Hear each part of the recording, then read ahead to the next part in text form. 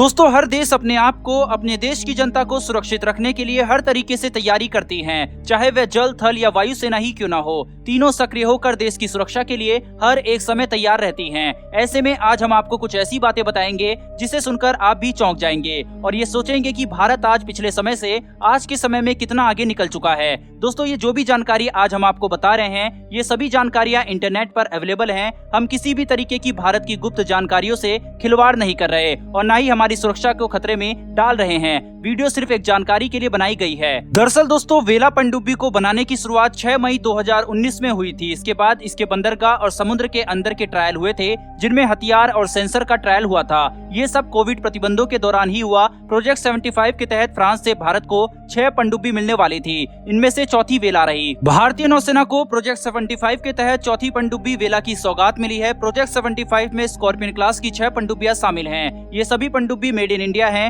अब तक जितनी भी पनडुब्बी इस प्रोजेक्ट के तहत बनी हैं, उन्हें Mazagon dock ship builders limited MDL Mumbai में बनाया गया है। इसका फ्रांस के मेसर्स नेवल ग्रुप के साथ समझौता है। इनमें से 3 पनडुब्बियां पहले ही भारतीय नौसेना की सेवा कर रही हैं। ये पनडुब्बी भारत के आत्मनिर्भर भारत प्रोजेक्ट का हिस्सा हैं। इस पनडुब्बी को जल्द ही भारतीय नौसेना में शामिल किया जाएगा। इस प्रोजेक्ट के तहत फ्रांस की मदद से भारत को 6 स्कॉर्पियन क्लास की पनडुब्बियां मिलनी तय हुई है। वहीं पर इसमें से भारत को 3 पनडुब्बियां INS कलवरी, खंडेरी व करंज पहले ही मिल चुकी है और अब वेला हाल ही में शामिल हुई है। वहीं पर INS वगीर का सी ट्रायल चल रहा है। भारतीय नौसेना विशाखापट्टनम के पास बंगाल की खाड़ी में एक भूमिगत नौसेना बेस विकसित कर रही है। समुद्र के किनारे बने अंडरग्राउंड चैम्बर्स में बने इस बेस में भारत की न्यूक्लियर पनडुब्बियां होंगी। आज हम आपको ये बताएंगे कि ऐसे ठिकाने की आवश्यकता क्यों है और इसके लिए विशाखापट्टनम को क्यों चुना गया है, और यही हमारी वीडियो का आज का मेन टॉपिक है। दरअसल INS वर्षा जैसे भूमिगत नौसैनिक अड्डे कोई नई अवधारणा नहीं है। शीत युद्ध के दौर में ये काफी आम थे। सोवियत संघ ने ऐसे कई ठिकानों का निर्माण किया था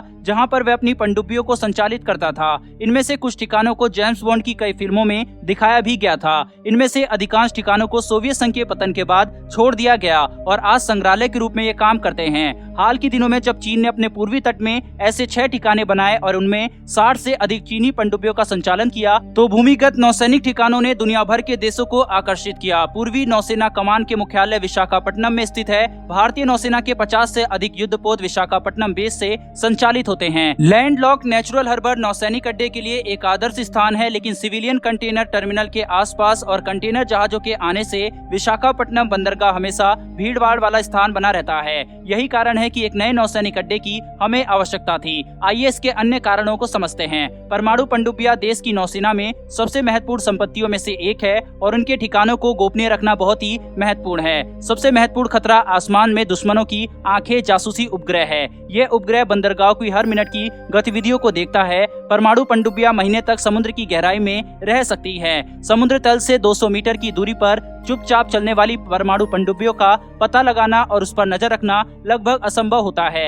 लेकिन जब ये पनडुब्बियां बंदरगाह पर जाती है या वापस लौटती है तो दुश्मन के जासूसी उपग्रह द्वारा इनको आसानी से पता लगाया जा सकता है। वहीं पर इस प्रकार परमाणु पनडुब्बियों की तैनाती की गोपनीयता से समझौता किया जा सकता है। ये दुश्मन को संचालित की जा रही पनडुब्बियों की सटीक श्रेणी और संख्या की जानकारी प्रदान कर सकता है, जो बदले में रक्षा तैयारियों को एक विचार दे सकती है जो की जा रही है। युद्ध जैसे हालात में कोई भी देश नहीं चाहेगा कि ऐसी जानकारी सामने आए। ऐसी स्थितियों में INS अरिहंत और INS अरिघट जैसे SSBN के ठिकानों को गोपनीय रखा जाना चाहिए। यहीं पर भूमिगत नौसैनिक अड्डे महत्वपूर्ण हो जाते हैं। इस INS वर्षा का निर्माण विशाखापट्टनम बेस से 50 किलोमीटर दूर एक तटीय गांव रामबिली में किया जा रहा है और ये जानकारी नेवी की तरफ से ही आई है। जगह को इसके विशिष्ट भूमिगत कक्षों के लिए चुना गया था। ये पनडुब्बियों को सुरंगों के माध्यम से बेस में प्रवेश करने और बाहर निकालने की अनुमति देते हैं। इस प्रकार पनडुब्बियों को सतह पर आने की आवश्यकता नहीं होती। इसीलिए पनडुब्बियां दुश्मन की जासूसी उपग्रह से छिपी रहती है। ये हमारी पनडुब्बियों की गुप्त तैनाती सुनिश्चित करेगा। भाभा परमाणु अनुसंधान की निकटता शायद रामबिली को INS वर्षा के निर्माण के लिए एक उचित स्थान बनाती है।